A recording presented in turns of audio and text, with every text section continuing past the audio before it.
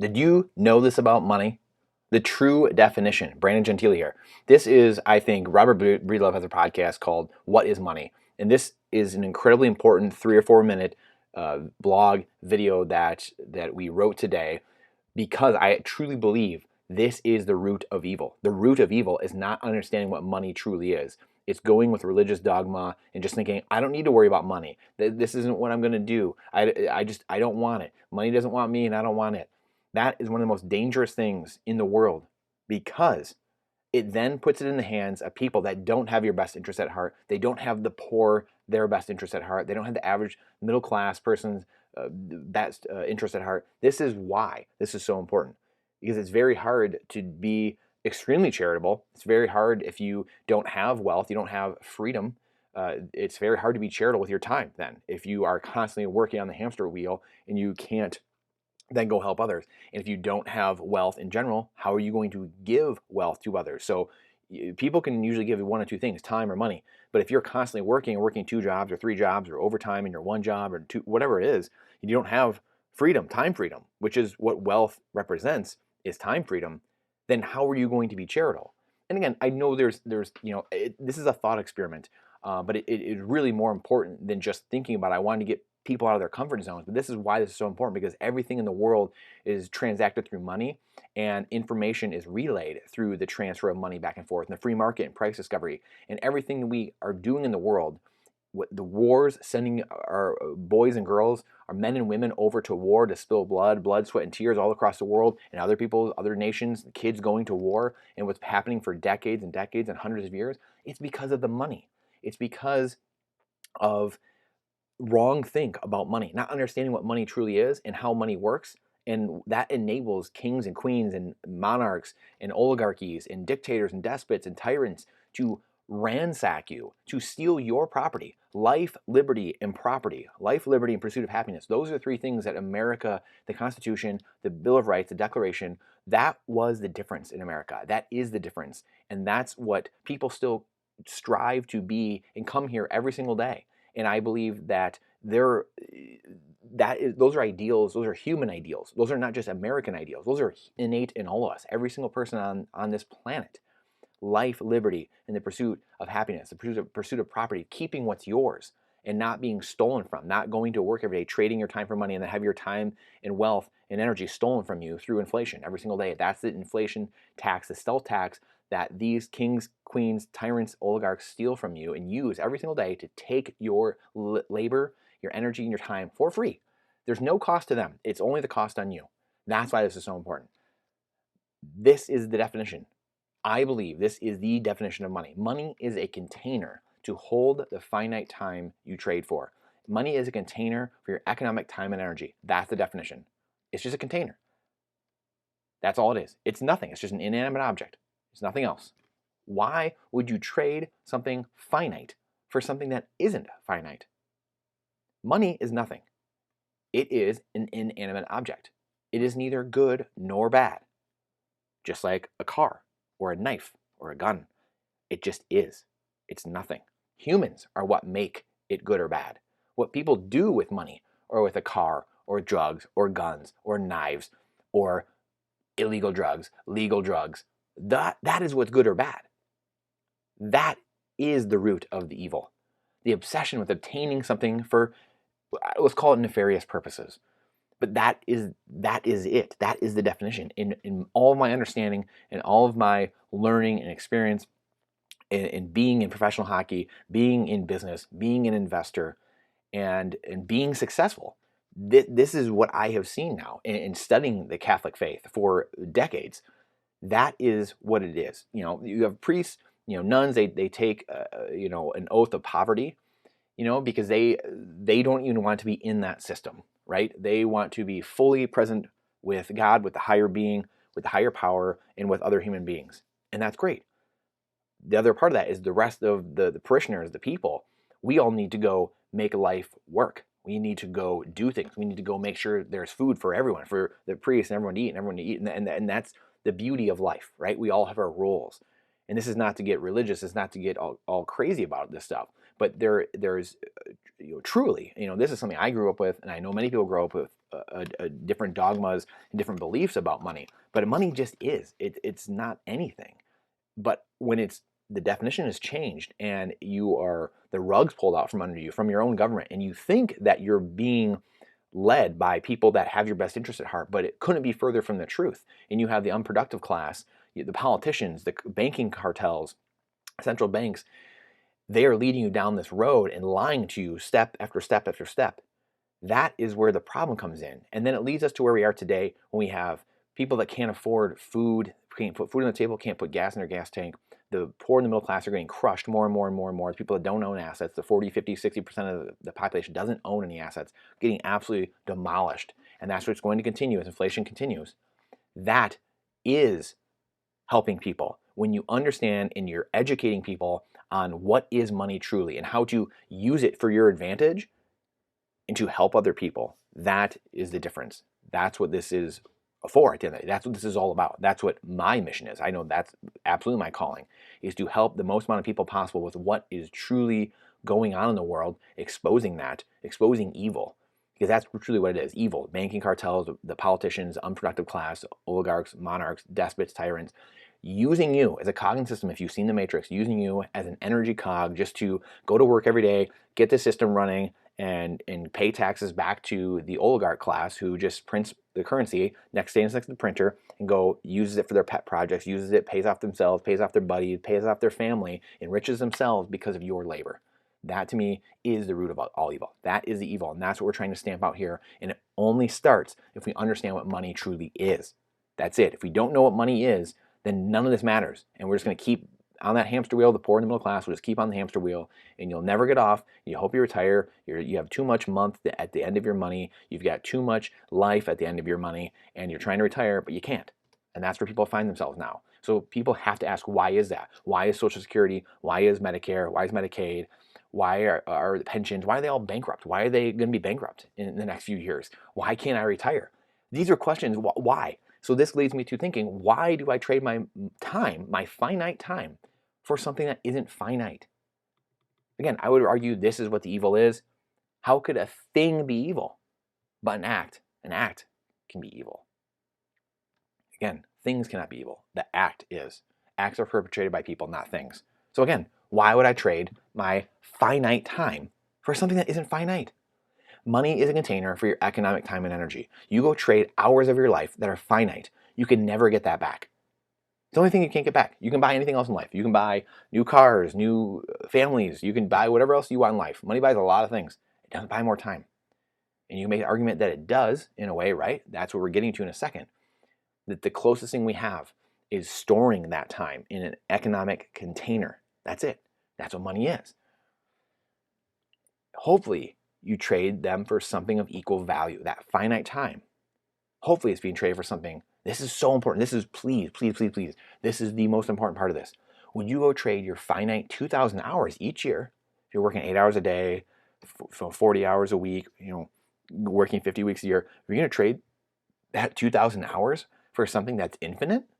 Would you go trade your time and energy for air? Would you trade it for grains of sand? Most likely not. Those are infinite. Those are abundant. I mean, maybe unless you're at the bottom of the sea, maybe you need some air, maybe you need some oxygen. But, in general, let's be honest, right? Like, no one needs air. It's abundant. It's just all around you. So why? I don't need to pay for it. Grains of sand, blades of grass, leaves, I don't need it. It's all around me. It's abundant. I don't, why would I pay? Why would I go to work all day for you, for someone else, or anyone, and get paid in something that I can just go out here and get anytime? It's infinite. So why would you trade your finite time for infinite dollars? These dollars are just as abundant as grains of sand on a beach or blades of grass. Trillions upon trillions upon trillions, and 50, 80, 100 billion, 200 billion being printed more and more every single month. Does that sound like a smart trade? A trade a savvy investor would make? Again, here's a drawing that I had made recently about your time and energy. This is your work, your time and energy being poured into an economic container and filling it up with money. And that's what the work is just time and energy, right? Your labor. And here is sound money. Bitcoin being the hardest money. No leaks at all, perfectly filling up, accruing value over time. This is your time and energy on fiat currencies, on dollars, yens, pesos, pounds, bolivars, rubles, rupees, marks, liras, yuans, and on and on and on. All fiat currencies, all government currencies in the world. They have this leak at the bottom. Inflation, 5%, 10%, 20%. I mean, America's real inflation is probably near 15 to 20%. I mean, you have all the rest of the world, their inflation's out of control as well. It's because of this. The currencies are broken because they aren't money. They don't have all the qualities of being a money. Only Bitcoin has those qualities, and gold and silver. Those are the only three that have that. Bitcoin has perfect scarcity, or gold and silver still have inflation rates each year, small inflation rates. There's still inflation rates at that. Bitcoin has perfect scarcity. So now you can have an economic container with no holes in it. Gold and silver was the best thing that we had to capture the energy, labor, and time it took to be valuable enough to trade for our time. The problem was that banks and governments figured out that they could keep the gold on hand since it was hard to transport and create more claim checks, IOUs, on the asset they had in storage. That has led to bank runs and all throughout history, and people losing their assets, and banks and governments going bust because of it. Putting up too many claim checks, zero reserve requirements, or whatever it was. They just kept lending out claim checks, and people all of a sudden figured out, whoa, there's too many claim checks out here. I need to go get my gold. And they go run to the bank, and then eventually there was too many people running to the bank, too much of a bank run, and they had to go bankrupt. They had to go insolvent and stop because they didn't have all the gold for all the claim checks they put out, all the IOUs. This was the best system we had for thousands of years until man discovered true digital scarcity.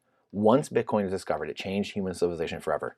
We now have a true representation of our time and energy, Bitcoin. Bitcoin is time. Time is Bitcoin. Another truly scarce asset that is truly worthy and equal of trade for your time. This changes everything. Knut Svanholm wrote Bitcoin, Everything Divided by 21 Million. It's a phenomenal book. It's a short book, 100, 150 pages. Go check it out. He spoke about this in great depth and the black hole that Bitcoin is that will suck everything into it over time. No longer do we have to trade our precious time on instruments that go down in value. That trade of finite time for infinite dollars, awful trade, an awful trade, an awful investment for finite time for infinite dollars or fiat currency is something we no longer have to put up with. Now a human being can go to work and confidently trade their finite time for an asset that will purchase more for them in the long run. They can make that finite time trade for a finite asset. There will only ever be 21 million Bitcoin. So as long as you are providing value in any job and you're able to live under your means and save the difference, you will accrue purchasing power over time. This is why people haven't been able to get ahead in the wages, and you hear all these things. Why now there used to be only men had to work, and then the woman had to go to work, and then people are eating through their savings. Now people are blowing up their credit cards. So we've had this process over the last 50 years that every decade something else has to happen because the currency was broken in 1971. It was really broken in 1913. The central banks kept inflating it away. The stealth tax, citizens and most people, 99.9% of people have no idea what's going on, and they keep letting the government steal their time and energy. And they wonder why they continually have to work harder and harder and more jobs. So now you had, again, men had to work, now men and women. Then you had eating through savings. Then you had credit card debt going massive. And now the introduction of 2 jobs, 3 jobs, working more overtime. And people at each other's throats because they're pissed off. They are tired. They're hungry. They're wondering why they can't get ahead. They work harder and harder, can't get ahead. Again, this naturally incentivizes society towards longer term thinking, as you obviously want to enjoy the fruits of your labor as you age. So you start thinking in longer term intervals, lower time preference, because you're saving in the hardest asset known to man, the finite asset. As your purchasing power just continually accrues like it should, now you can start thinking longer term because you want to enjoy that. But in the high time preference society, fiat currency society we live now with slogans like "You only live once," YOLO, these are symptoms of a broken symptoms of a society with broken money, where people feel the need, whether right or wrong, to spend every last dollar because they inherently know that it may not be there tomorrow. Subconsciously, we know that. We don't know consciously why. That's why people are at each other's throats or fighting in politics in the Coliseum. But subconsciously, we know what's going on. We know there's something really wrong. People have a hard time pinpointing it. Expenses are slowly starting to run away from the average person's reach, and they must pull prosperity from the future, credit cards, working more overtime, etc., printing more currency, counterfeiting currency, They must pull that prosperity from the future into today and go further and further in debt because they're just not quite sure that future will be there when they arrive. And here's from the Fed's own site, personal savings rate, back down to, what is this, 2008, 2009, 2010 levels, and falling. And we see expenditures going through the roof. Inflation is here to stay because governments have to keep printing currency. This will not stop. It's mathematical. They have to print currency. If they don't, the system implodes on itself. We're in a debt-based society. The dollar is debt. It's not backed by anything. Like we just said, it used to be backed by gold, but it's not. It's not backed by anything. It's just debt backed by debt, just backed by credit. That's all dollars are now, credit or debt. That is the difference. If we understand that one thing in these last couple paragraphs, you get the whole system. The whole system becomes clear. You get all the political fighting. You get everything. Everything becomes a very simple equation. And until people start understanding what money truly is and how to put themselves in front run all this and put themselves at an advantage instead of a disadvantage every day, we're going to continue to have the same exact problems over and over again. And they're going to continue to be able to throw red meat out to each side, each news corporation, which they're all owned by the same couple of people, by the way. And then you're just going to keep fighting, and then they're just going to keep screwing you in the background. Just keep screwing you in the background and screwing you in the background. Make a fair trade with yourself. Trade your finite time only for a finite asset. Make a realistic trade. You wouldn't do that in the real world with anything else, but we've grown up with this for decades, and our parents and our grandparents and our great-grandparents, they all do the same thing, so we must do the same thing too. Go trade your time, your labor, your economic energy, everything, things you can never get back. Go trade that for something that's infinite. What a terrible trade. What an absolutely terrible trade. Remove yourself from the absurdity and craziness of the system we live in now. I breathe much easier living in a world that is not corrupted and is under my control in Bitcoin and out of the hands of the unproductive class. Can't be censored, immutable, decentralized, peer-to-peer, goes up in value over time.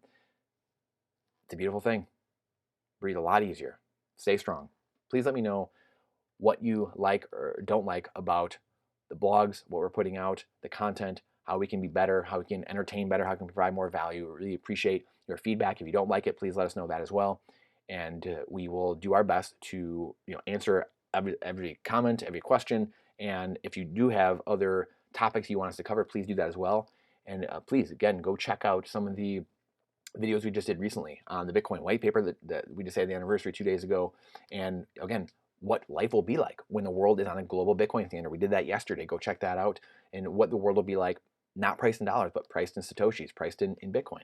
And deflation, inflation, why inflation is ruining everyone, and the world cannot be fixed by this current system. We have to have deflation and deflationary money like Bitcoin. It's everything opposite of what the unproductive class tells you, what school tells you. And another one is another fun one. Why we just did this a week ago. Why proof we're already in World War III. And I show proof in that, and here we are. We've got the announcement, today or yesterday, that we got boots on the ground, American boots on the ground, but they're just inspectors. They're just inspecting the weapons. So this is how it starts, and we called that. I've been meaning to do that for a month or two, and glad I did it right before that happened. So appreciate you, and we appreciate your time and energy. As we have talked about here, this is the most important asset we have. We appreciate you spending with us, and we'll see you on the next one.